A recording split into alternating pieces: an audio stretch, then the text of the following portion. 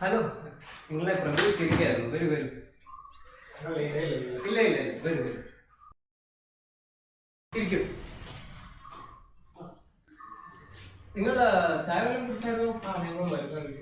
കഴിച്ചു. പിന്നെ സർ നമുക്ക് പുറത്തെവിടെയെങ്കിലും ആക്കിയാലോ?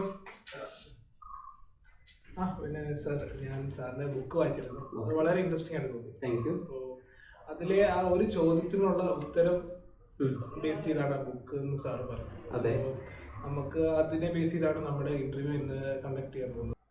ഓക്കെ.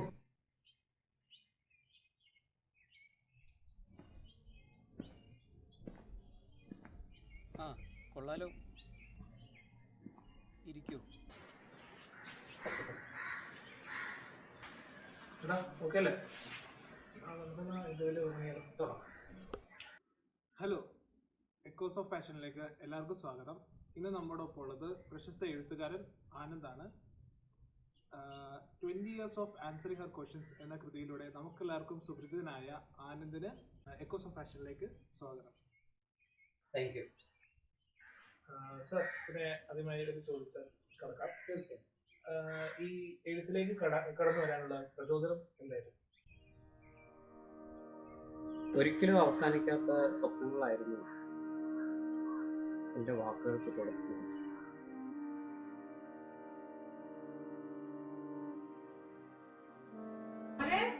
എഴുന്നേറ്റില്ല ഇതുവരെ? ഇതുവരെ എഴുന്നേറ്റേ?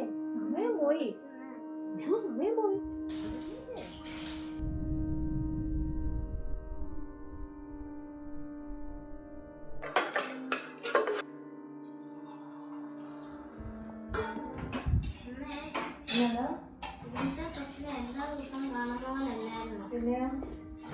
പൊക്കം കാരണം ആകാശം മുട്ടി നിൽക്കുമായിരുന്നു. ഞാൻ അയാളുടെ കാര്യം ഒത്തിരി ഓടി രക്ഷപ്പെടാൻ നോക്കി. അപ്പോഴമ്മ എന്നെ വന്ന് വിളിച്ചു. നല്ലൊരു സ്വപ്നമായിരുന്നു. അമ്മേ, ഇന്ന് കണ്ട സ്വപ്നത്തില് ഒരു നീലക്കടലിന് മുകളിൽ ഒരു വലിയ കപ്പൽ ഒത്തിരി ആൾക്കാരെയും വലിച്ചുകൊണ്ട് പോവായിരുന്നു.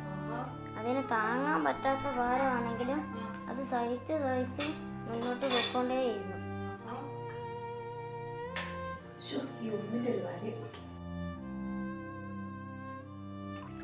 അമ്മേ, ഇന്ന് കണ്ട സ്വപ്നത്തില് ഞാൻ ഒന്നും കണ്ടില്ല, ശബ്ദം മാത്രമേ കേട്ടുള്ളൂ. ആണോ? അതെന്താ അമ്മേ അങ്ങനെ? അമ്മേ, നീ ഇപ്പൊ സ്വപ്നത്തിലൊന്നും കാണാറില്ല അല്ലേ?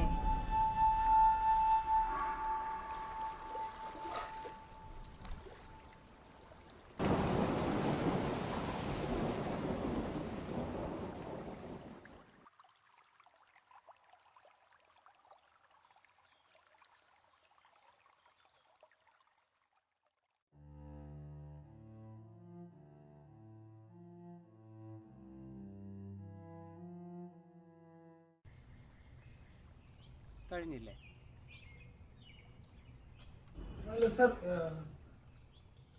സാർ പിന്നീട് എപ്പോഴേലും അമ്മേനെ സ്വപ്നത്തിൽ കണ്ടിട്ടുണ്ടോ? കിനാവുകളുടെ യാത്രയിൽ ഞാൻ കാതുങ്ങൾ സഞ്ചരിച്ചു. അന്യമായ മുഖങ്ങളും അന്യമായ ചിരികളും എല്ലാം എങ്ങോ പരിചിതം. എൻ്റെ ഓരോ പുറപ്പാടുകളുടെ അവസാനത്തിലും ഞാൻ എൻ്റെ ആരംഭം കണ്ടു. അന്ന് ഞാൻ തേടിയ കിനാവിൻ്റെ നിഴലിൽ ഞാൻ ഇന്നെൻ്റെ അമ്മയെ കണ്ടു.